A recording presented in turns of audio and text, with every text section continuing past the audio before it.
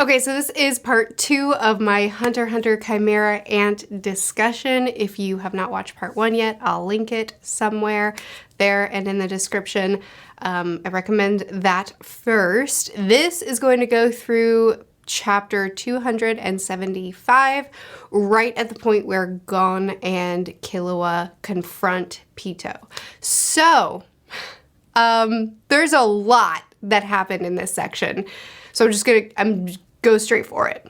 Really quickly, this section begins with kind of what I consider an interlude where the Phantom Troop go and confront some of the lesser Chimera ants. I love this section for the world building. We get to see a little bit of Meteor City. We get to see, I mean, we already knew how much Meteor City meant to them, but now actually seeing them going and defending it. And we also get to see how much the Chimera ants, even the lesser Chimera ants, even not the ones that are the biggest, baddest threat, the ones that our protagonists are fighting against, how much they affect the world and how much damage they could cause to the world if they are left to just, you know, do what they want.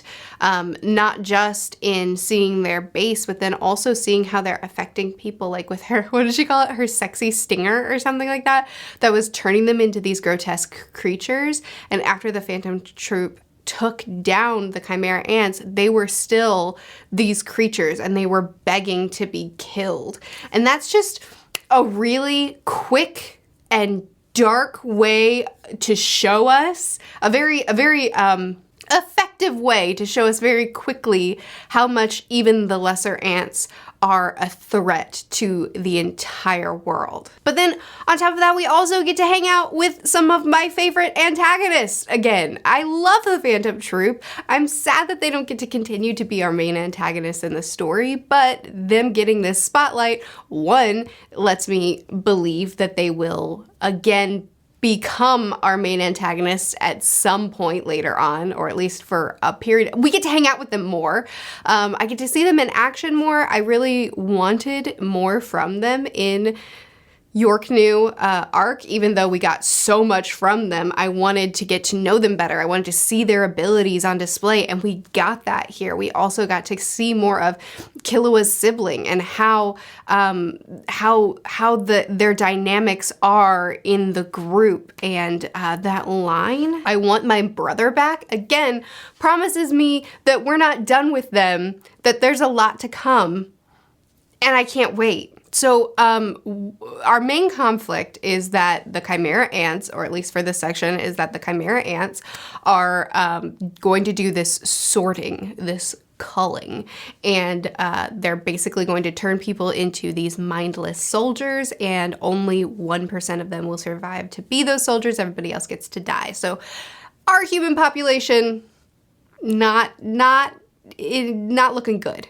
So Killua is off to disrupt their plans, and Gon is going to stay behind and stay hidden. So I'm going to split them up and talk about these two individual characters, starting with Killua. So Killua, first of all, seeing him go through warning the villages and then piquing Pitou's attention, but seeing him so selflessly run and warn them and being so determined and saying, you know, send your tanks, send whatever, I'm not backing down. I love to see this from him. I love how much character advancement we've gotten from him, how much his character has changed over only 200 chapters at this point. One thing that I loved was the introduction of, I don't know how to say his name, Ikalgo. I call him Mr. Tentacles in my head. But when Killua is being hunted down by the sniper and he decides to intentionally not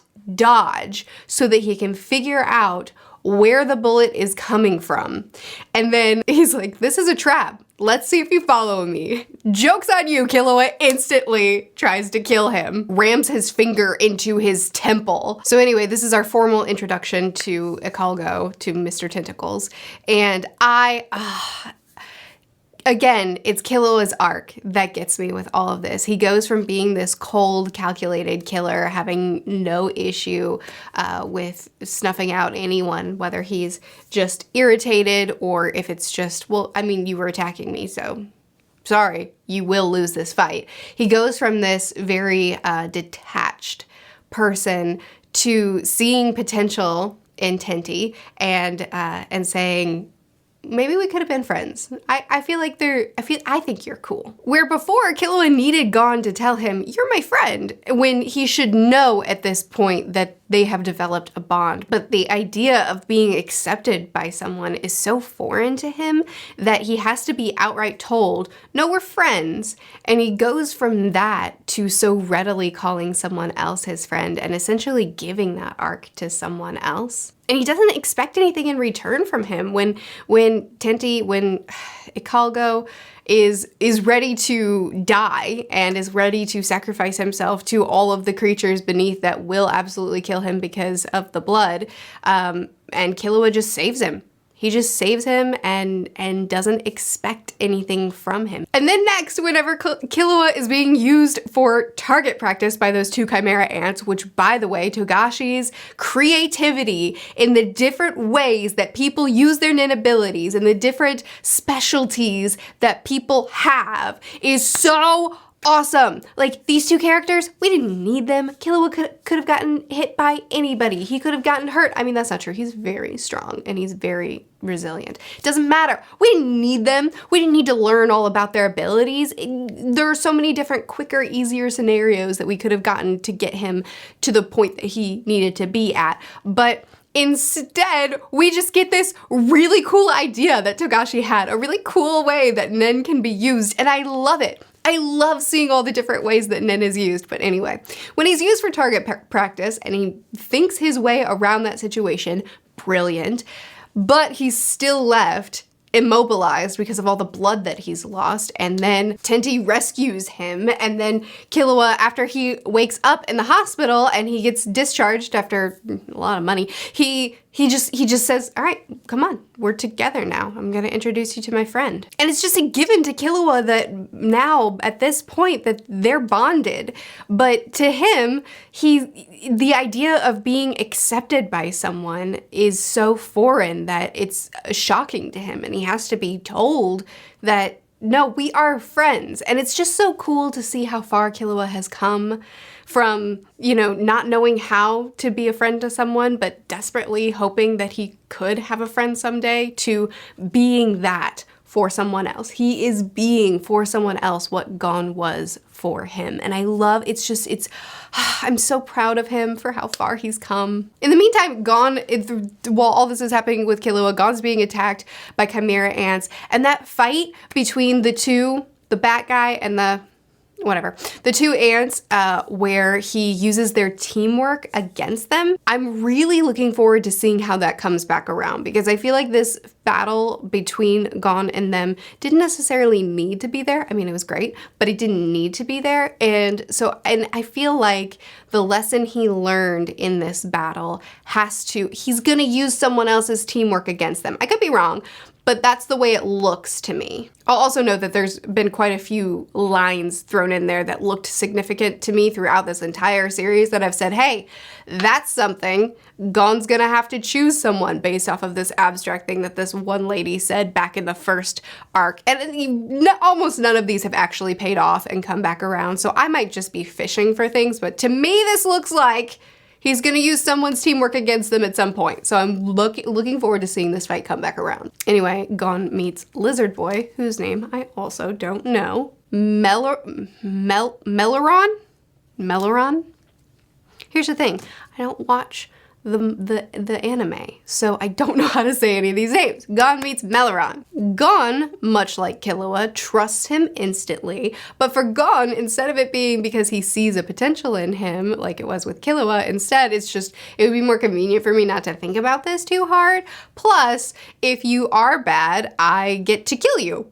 I get to just show no mercy. And it is really interesting to see how these characters are changing over time. We have Killua, who was raised to see the stark evil and the darkness of this world and was raised to survive in it. And then we have Gon, who had a notably easier upbringing, though I'm sure there was plenty there for him as well, but a notably easier upbringing. And he has this optimistic, hopeful outlook to life. And I feel like I'm watching their arcs pass each other, where Killua is starting to see what to live for and what to fight for, and learning to love the world and the people in it despite the evils within it. And Gon is having that hope and that cheery outlook towards life, that hopeful outlook towards life. He's having that chipped away, and he's becoming more hardened and cruel and heartless because of it, which Gon has never been one that kind of blinks at murder. Despite having not murdered himself, it really doesn't bother him when his friends kill, as long as it doesn't affect him directly. But I just feel like that hopeful, optimistic outlook on life is just being chipped away by the darkness of the world, whereas Killua, who was prepared for the darkness of the world, is seeing the light in the world. And it's just interesting to watch their arcs miss each other, if that makes sense. Maybe not miss each other, but just go in really different directions. So we learn about Melaron's abilities, and those abilities are going to be essential for us to be able to accomplish what we need to accomplish. But along with that, we also get him, Gon just accepting him and being like, yeah, sure, I trust you, whatever. And him struggling with that acceptance that he isn't suspicious of him.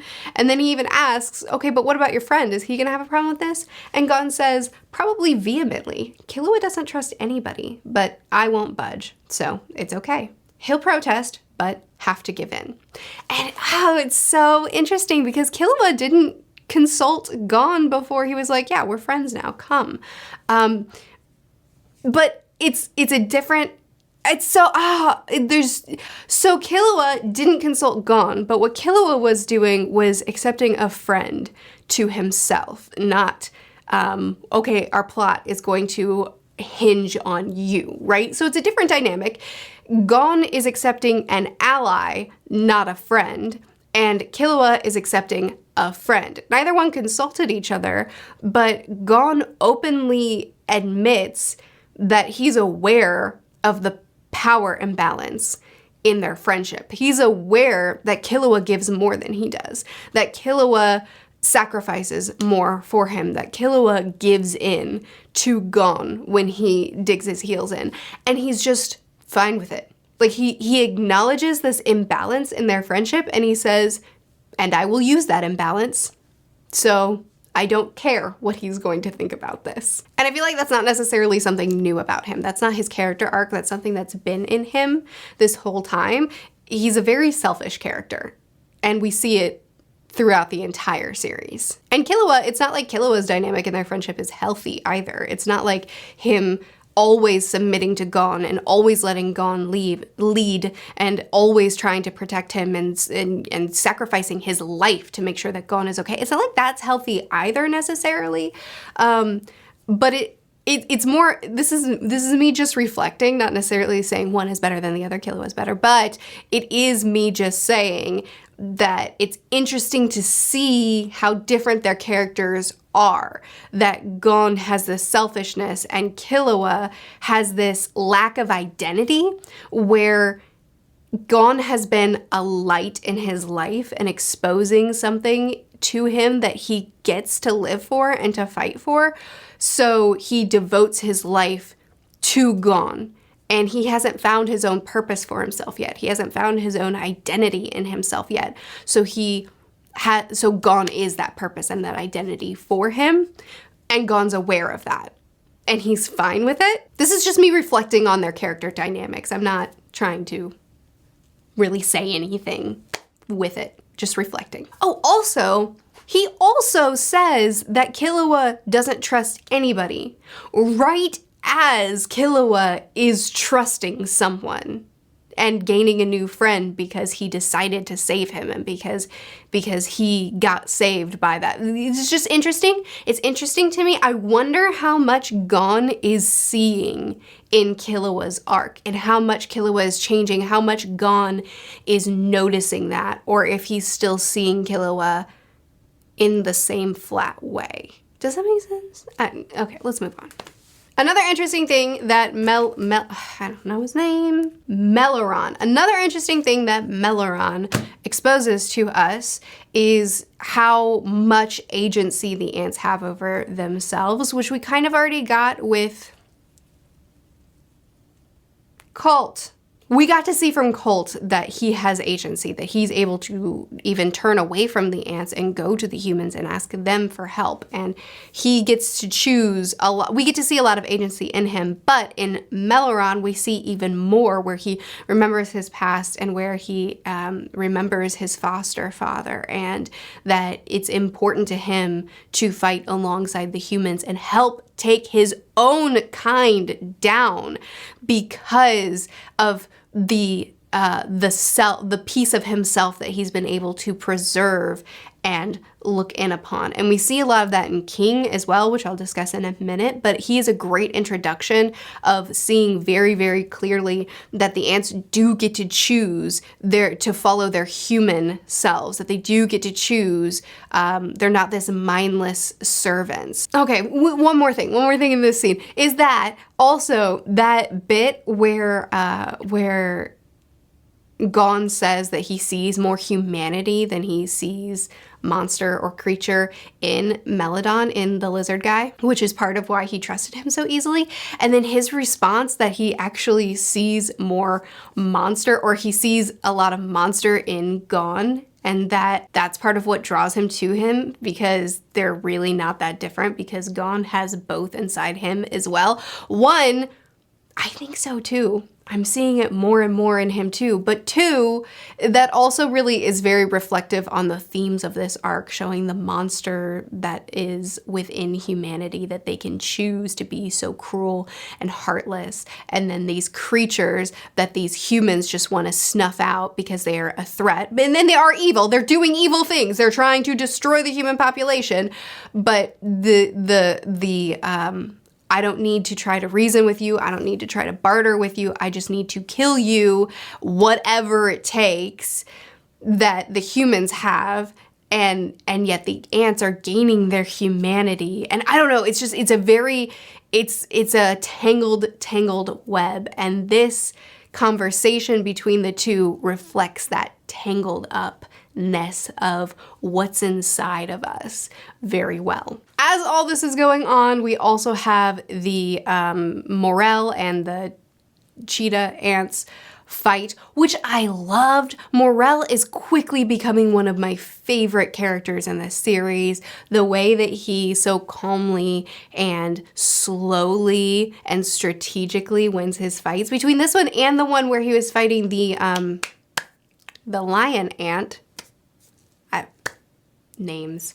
In both of those, the way that he doesn't rush, the way that he doesn't just power through, punch harder, fight more, that he takes his time and strategizes and thinks around and confuses the enemy and tricks them, and he's amazing. We have Palm infiltrating the palace and then also going missing, which I feel like more people should be concerned about than just Gon. Nav was one of my favorite parts of this whole build-up section of this arc, because Nav was so self-assured and he was so confident, and then he goes into the palace to set up his portals and to do what he needs to do, and just by being near Pito's N, just by beholding it, he completely unravels to the point that he can't go back in the palace. And he's like curled up in a ball, terrified, that his hair goes white and his cheeks sink in. He is unraveling before us, still fighting, but so gripped with fear just by observing Pito's N. The scenes of them sitting around and debating and deliberating while they're waiting for the countdown, while they're waiting for 0 hour, and they're just trying to decide what are they doing right now? What are their intentions? What are their plans? Why would King rip off his arm? What could they need with a person in there? And they're sitting around and thinking about their determination to win and what motivates them, and also what could the enemy be doing. This kind of sitting around and thinking isn't necessarily the most exciting thing on paper, but it is when you read it, or when I read it, because one, we know more than them. So while they're sitting around and guessing, sometimes they're getting it right, but sometimes they're really wrong. And I really liked that because it added so much authenticity to what we were reading that they don't know. They're not such brilliant minds that they can just guess, oh, well, the enemy must be doing this and the enemy must be thinking this. They don't know. And sometimes the conclusions they come to are wrong. But then that also adds to the feeling of anxiety and fear and dread that they're sitting around watching the clock tick, waiting for it to be time. And while they're doing it, they're just thinking and trying to understand and trying to guess. And Togashi can write suspense so well that in this build-up time where there's a lot of strategizing and there's a lot of just characters putting their chess pieces into place so that they can attack. All this time, all this slow buildup is filled with so much suspense and anxiety while we're waiting along with them. There were times where I was reading this where I would sit down to read and I had to mentally prepare myself, which sounds really dramatic, but it's true. I would sit down with the volume in my hand and I would just think, okay, just take a breath and just get ready, because the suspense that was built in this downtime, in this time of preparing, was so strong that I was genuinely afraid for what we were going to face once we got there. I could just feel it. Just the tension in this buildup was so tangible. But then on top of that, you also have the fights with Morel and the different things that are happening that are adding action to it so that it's not just suspense. I'm not just feeling anxiety and tension. I also get spurts of action so that the pacing still feels solid along with the slow build. It was so good. During all of this build up with them, we also have King, who's waiting for his 0 hour. Well, it's a little bit different, waiting for the culling, and he decides to entertain himself with board games. He quickly picks things up, and so he likes to challenge the best of the best. If they refuse to compete against him, then he'll just kill them, or they'll kill themselves, and then he has to pick a new game. Enter Kamuji. Now, this part admittedly didn't really interest me that much in the beginning. I didn't dislike it, but when we were building up to what we were about to do with this section, I didn't care that much. It was okay until we start to see why we're here. Seeing the king develop this interest in her, listening to her story longer than he listens to anyone else, bargaining with her, betting with her, and then ripping his own arm off in apology, threatening her to make her do what he wants. And when she doesn't budge, instead of killing her, which he's shown time and time again, he has absolutely no issue killing anyone at any time for any reason. When she disobeys him, he submits. He pulls back and gives her what she wants. He asked her name, which in and of itself is huge. And then when she asked his, he completely spiraled. And then one of his own royal guard, Poof, completely spirals alongside him as Poof is seeing what is changing in the king and finding these changes, finding this humanity that he's seeing rise up in King, unworthy of his leader, and having this internal conflict in himself of, this is not worthy of the king, but who am I to question him? Who am I to doubt him? I should just serve him completely. But this girl is causing problems for who he should be. And then we have King spiraling and going back and forth as he is feeling the humanity in him rising up, feeling compassion and questioning, what is my purpose in this world, and fighting against that nature and saying violence is what I'm meant to be, what I can bring to the earth is snuffing out people like her, someone who's better than me at something. But then whenever he tries tries to embrace that side of himself, whenever he tries to pursue that and he wants to cause her harm, instead he finds her vulnerable and he rescues her and he comforts her, and he's going back and forth between these two sides of him. The side that he was born with, that was the dominant trait, this ruler, this dictator, this violent creature who would just go and thoughtlessly kill people, even children, thoughtlessly kill a child, eat their brain, and then spit it out. Did he eat the child's brain, or did he just eat the flesh? I don't remember. And spit it out because it wasn't good enough, and this child is so disposable and so nothing to him that who cares? And then we go from that and this violent, evil creature that wants to wipe out humanity because they're just objects to him. Seeing the evilness in humans, seeing where humans are mistreating each other and animals and deeming them not valuable enough and not worth enough. And then going from that to asking if she were a part of this system, this thing that we're doing, this sorting that we're doing, would she die? She would? Why do I care? And he's asking himself these questions, and he's spiraling because the humanity in him is rising up and he doesn't know what to do with it. And there's two sides of him that are waging a war. And it all culminates, at least to the point that I'm at, when during the whole thing that I haven't even started talking about and we'll get to, when the staircase is falling and when the castle is being sieged and everything is happening and she's in his arms. We find him in her rooms. He went to her room when everything started going down. He ran to her. At least I assume he did. I guess he could have already been in her rooms, but he ran to her is my headcanon. And we come on him with his face in shadows, holding her. And then he begs Pito, save her, whatever it takes.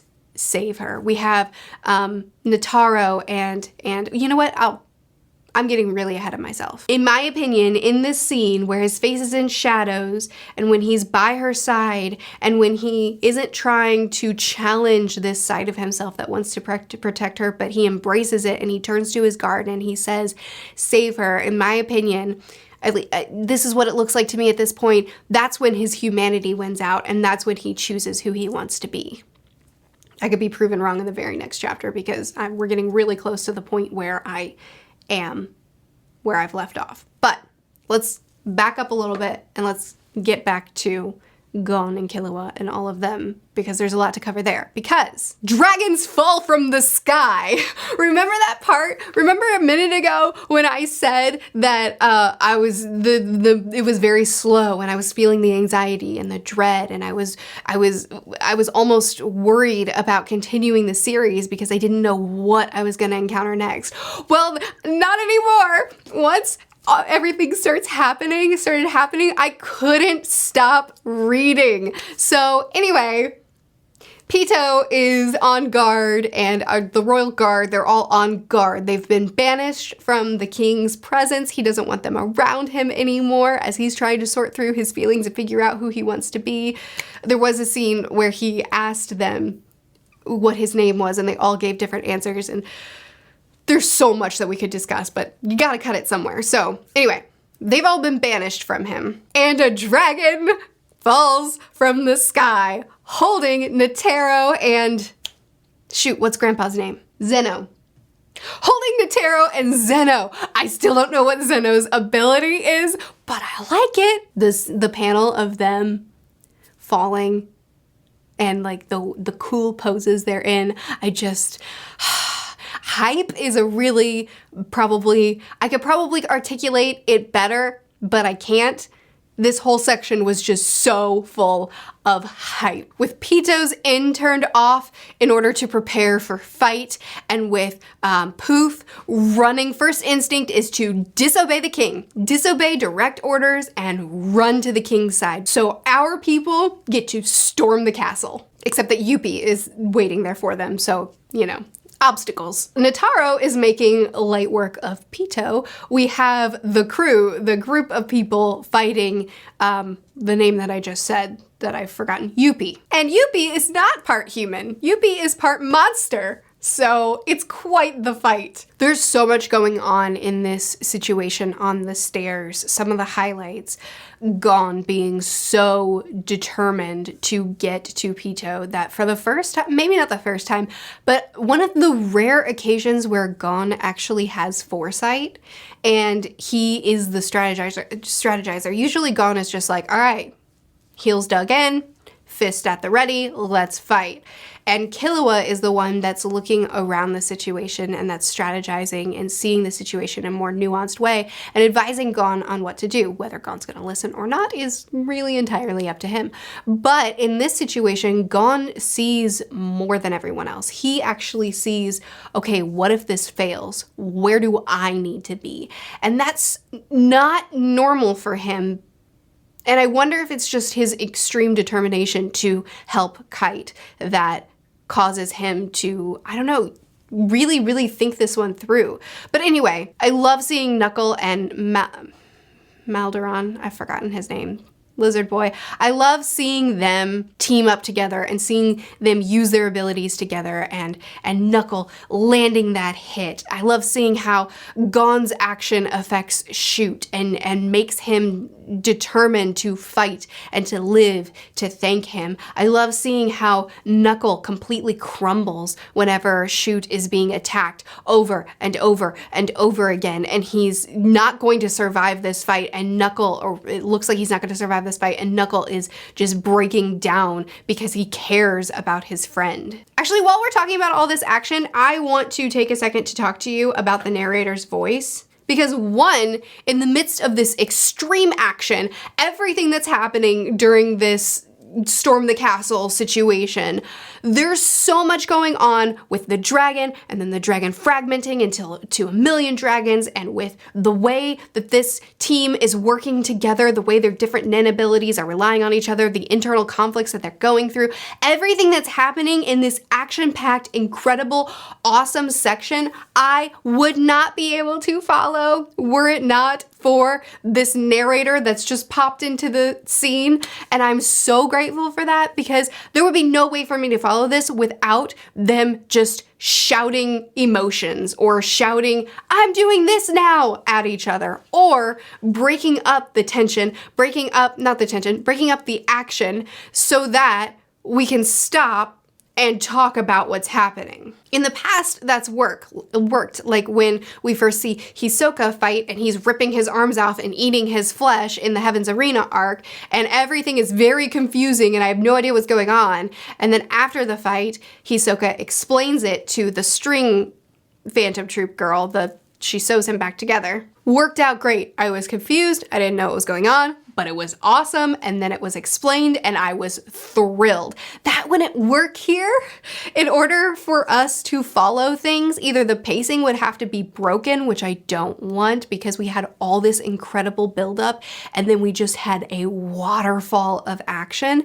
I don't want characters to act unnaturally by shouting out their actions and their reasons to each other, and I don't want to break up the pacing of the action by having them find a reason to discuss it. And this narrator's voice was great for me to be able to figure out what's going on and to keep pace with everything, but also if it were just a dry, so this character did this, that character did that, now you are informed. If it were just this dry voice, I would hate it. But because it's so beautiful, and we get lines like, time started moving again when the king looked away. Nay, all besides the king were still frozen in time. And so it's not just this dry, here's what's happening, but it's this beautiful voice that adds so much power behind what's happening. I loved it. So anyway, after Pito recovers from being blasted by Netero by using the Dr. Blythe to kind of anchor and then fall gracefully and all the things, Pito makes it into the castle, makes it to King, and finds Komuji in King's hands, or in King's arms. And as we've already addressed, King begs Pito to save her. So Pito jumps. Instant obedience.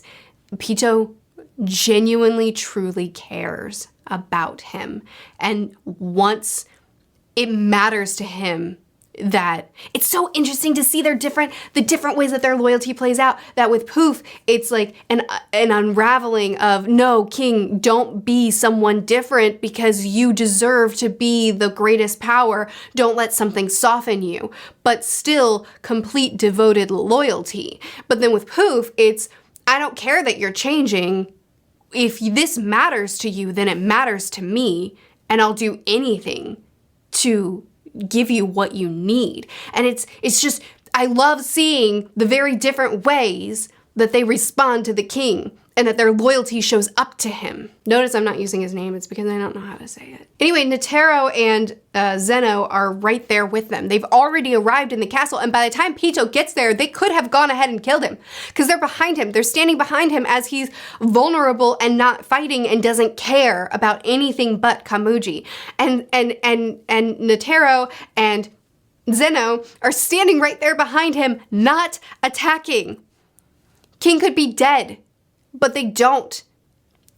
It's not the smartest choice. It's not the most strategic choice, but they see the humanity in King and they're shocked and they need a second to process, and they decide to respect him enough to let him handle this situation first. And that line where Zeno turns to Netero and says, "This isn't what I signed up for." And Netero says, "Yeah, me either," or something. I don't remember exactly how it went. To me, that's them going, these are not mindless, killing, violent, evil creatures. They are violent creatures. They have been committing evil, but there's something there that I didn't expect. They're seeing that humanity and they're not able to act immediately. And anyway, Pito agrees to heal Kamuji, and then King says, let's go somewhere else to handle this situation, and they go somewhere else. And on their way out, Zeno addresses Killua by saying, "My job here is done. I know nothing besides the mission. You make the call inside." I have a lot of thoughts and guesses, but that's all I've got because I haven't seen what's going to happen from here on out. I haven't seen the confrontation that's going to come, or lack thereof. I don't know. So while I could spend the next 10 minutes yelling at you about what I think is going on here, instead of that, I'm going to finish this video out because it's already too long, and then we're going to come back next week and we're going to scream together about whatever is about to happen. Because the last thing that happens in this section that I read before my patrons said, "This is your cutoff point," which is just unbelievably rude. They walk in, Gon and Killua walk in to see Pito working on Kamuji, and so completely focused on that Pito is not even able to properly interact with them. But what Pito can do is turn and shield her. When Gon looks at the situation, all he sees is Kite and what was done to Kite. And it enrages him. That panel where Pito is just is laying in the submissive position, exposing their wrists and just saying, like offering themselves to them and saying, I'll rip my arm off. I'll rip my legs off. I'll dismantle myself. I'll let you dismantle me. If you don't trust me, just let me heal her. And when Gon asked why, why do you care? And the narrator says that Pito decided to tell the truth. She is someone precious to a person I care about deeply. And this naturally only makes Gon even more angry. And this is something that one of my patrons pointed out to me, which if you don't know, I read this whole section over on my Patreon Discord, and people hang out and chat with me while I do it. So anyway, someone pointed out to me something that really hit me hard, and that's that the way Gon responds to this is really similar to how he responded to the Phantom Troop when he was confronting them, and he was like, how can you care about one of your own when you don't care that something that you've done has affected me. And it's a really similar reaction that he had here, where he says, how can you care about this girl when something else you've done has affected me and you didn't care when it was harming me? And that's the thing, I already addressed this earlier, but Gon doesn't really care that much when somebody dies. He's fine when one of his own people kills somebody, whether because they just need to get through this task in the Temple of Terror. What was that thing called in the Hunter exam? Whatever. When they just need to kill someone in order to get past their task, or when they kill someone because they just decided to. Gon really isn't bothered by death. He himself hasn't killed, but he's not too fussed when someone he cares about kills someone else. Yet, when it affects him, when it's someone that he cares about that's being harmed, then it's like, how could you be so cruel that you would care about this person, but you don't care about someone that I care about? So like always, Killua is the voice of reason. This is who he's been for Gon from the start. He's been the one to stop him when he's about to kill Morel, because Morel says, you know, think I'm Pito, think I'm the one that hurt Kite, go ahead and fight me. And Killua is the one that stops him. Gon has outright told Killua, you're the one that I lean on to be the one to stop me. Like, this is your role to me. Gon has told him, I want this of you. And he's right. Killua's right. If you kill Pito, then we don't have the one person that we believe can heal Kite. He's right. And Gon says, of course you think that. You're not affected by this. And it's like, I don't believe that Gon is that stupid, that he genuinely doesn't see how much Killua cares about what Gon cares about, how much Killua agonizes over what hurts Gon, how much Killua is devoted to his friend. I don't believe that Gon is that stupid that he doesn't see that. What I do believe is that this is a great display of a kid. How old was he when this whole thing started? 10? Has he had a birthday yet? Is he still 10?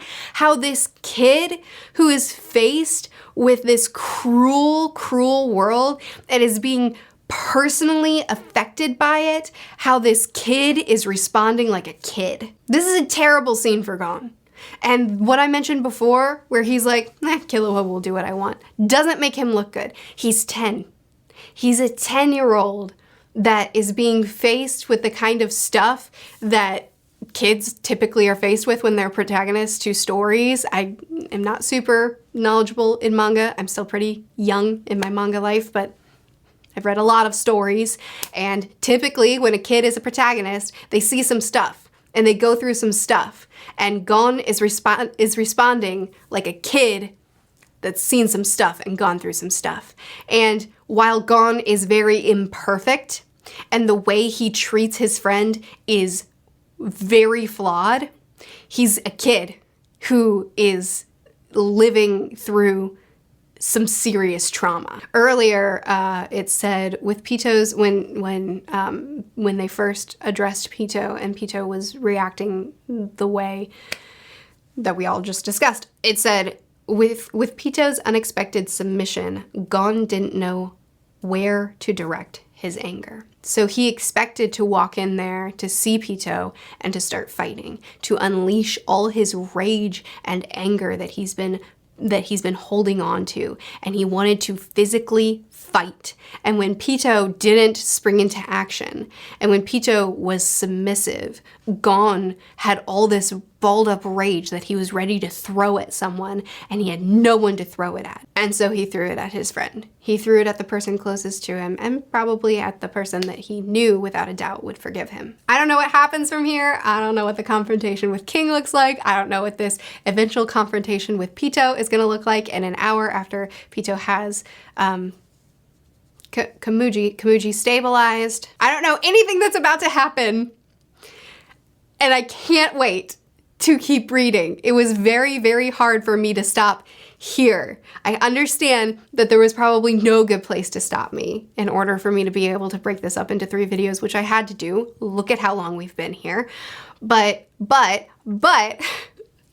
I'm just dying to know what's gonna happen, and there's so many thoughts swirling around in my brain. There's so many things that I want to dissect and discuss, but I haven't gotten to the end of this thing, so I can't. So I'm excited. I'm gonna finish this out this week. Next week on Monday, we're gonna hang out, we're gonna talk some more. Oh my goodness. I'm having a great time. Chat with me more in the comments. There were some things that I skipped over. There was some things that I breezed past, probably some things that I got wrong. Correct me on names. Please feel free to do that, the stuff that I'm messing up. I post videos every Monday, Wednesday, and Friday. I post vlogs on Thursday where I actually am talking week to week about stuff. So that's on the second channel. Check that out. My Patreon is linked down below. That's the Discord that I'm on all the time where I'm reading. Check that out if you feel like it. I will see you again soon.